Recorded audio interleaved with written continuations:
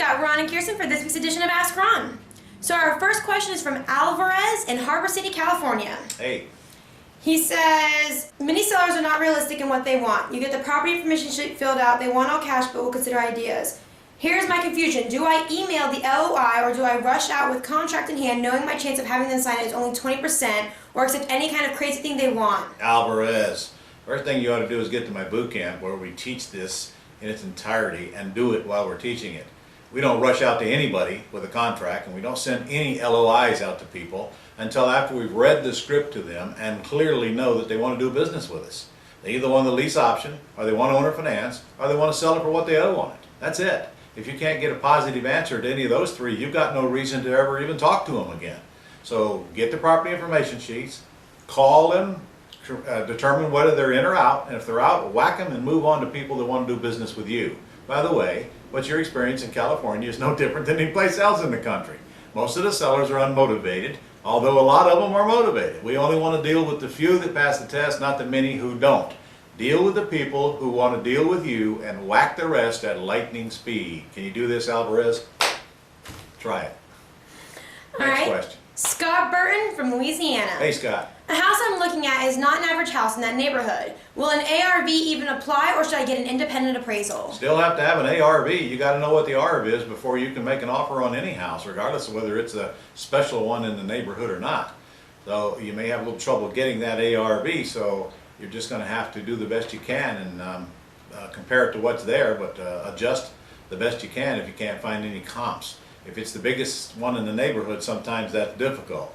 So I don't know how else to advise you on that, but you must, I would not get an appraisal on anything until I have it under contract, and then only if I'm going to be at risk.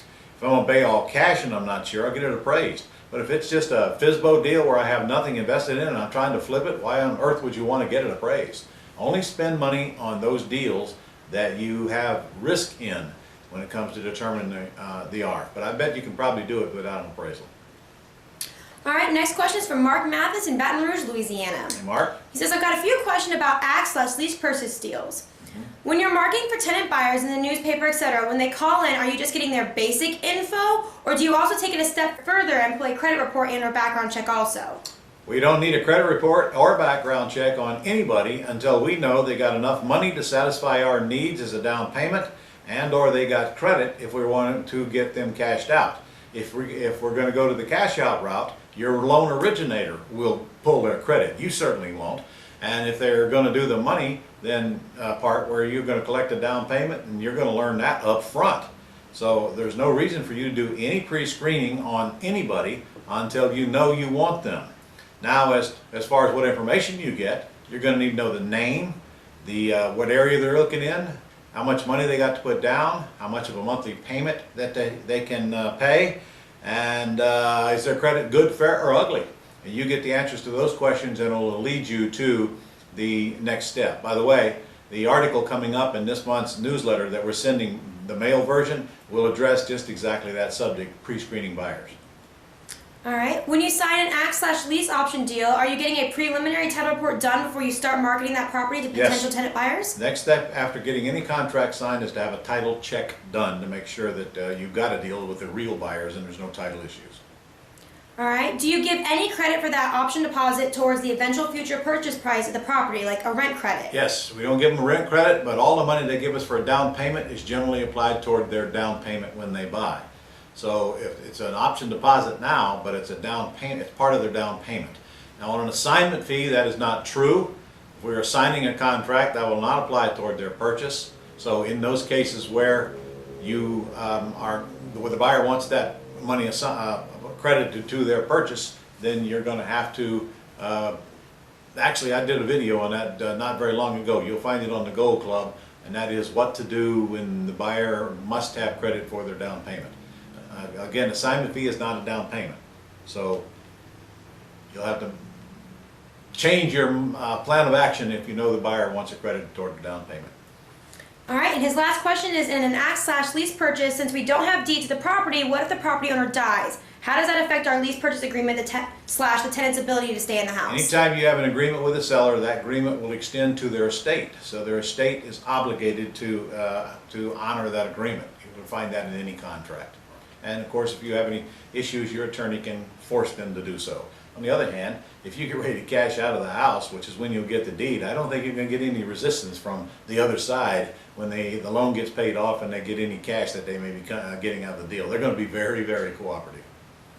All right, now we've got Stephen Barton from La Crescenta, California. Hi, Stephen. I'm seeing a lot of pre-foreclosures in my area. Should I be interacting with these people or not? One lady owes $10,000 in back payments and there is $250,000 in equity on her property. What should I do? Wow, are you kidding me? Well, you don't give me enough information, but if there's 25,000 in back payments and there's $250,000 worth of equity, that would be a deal that I would absolutely want. So the first thing you ought to do is get a purchase and sale agreement on it, hopefully for what she owes on it, and then go out and find a buyer of some sort to plug in there. That kind of deal you can wholesale to an investor, but I'm way more interested in selling it to an owner-occupant. So if you give them some equity, let's say there's $250,000 worth of equity in it, give away 100 to 125 of it or whatever. Put it on the market dirt cheap to an owner-occupant that can come and give you $100,000, of which 25 comes out and makes up the back payment.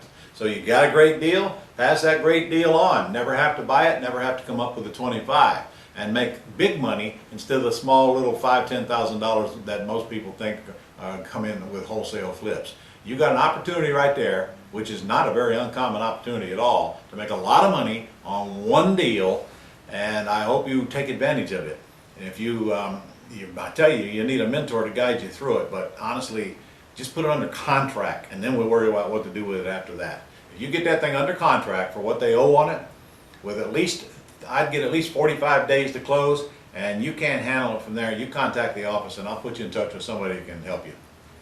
All right, I don't want you to lose that deal. That's a biggie. All right, and our very last question is from David Key in San Rafael, California. Hi, Dave.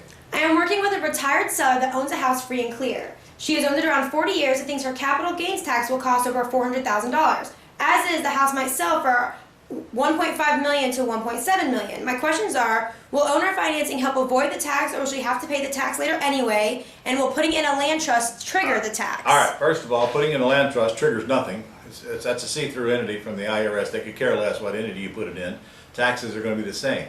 What you didn't tell me is whether it's her homestead or not, because if it is her homestead, it's probably tax exempt anyway. If it is not her homestead and she's got a capital gain on it, which I'm sure she does, she's going to get taxed on an installment sale on that portion of the payment she receives that is profit. She's going to get taxed only on the profit. So let me explain that. Let's say she bought it for $200 and sold it for $400.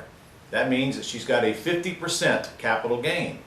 So now let's say she collects a payment of $2,000 a month, and $500 of it is principal. On that $500 that is principal, she will pay her tax rate on 50% of that $500.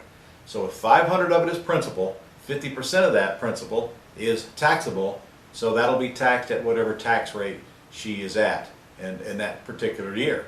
Plus, of course, she'll have to pay taxes on the interest she receives, but if it's free and clear, then obviously there's no outgoing payment to offset those taxes. So she'll get taxed on the interest, and she'll get taxed on a small percentage of the principal that that is profit, but again, that's only if it's not her residence. These are questions that you should not attempt to answer, but you can tell her, listen, on installment sale, you'll get taxed as you receive the profits, so your tax liability is stretched out over several years. That's the really simple, easiest answer. Well, that's our last question for this week. Okay. See you guys next week. Don't forget to register for our upcoming Seller Financing Boot Camp. It's right around the corner. Better get in. That thing is filling up fast. Seller Financing followed by the Vacation Rental Day on December the 15th. I'll see you in Florida.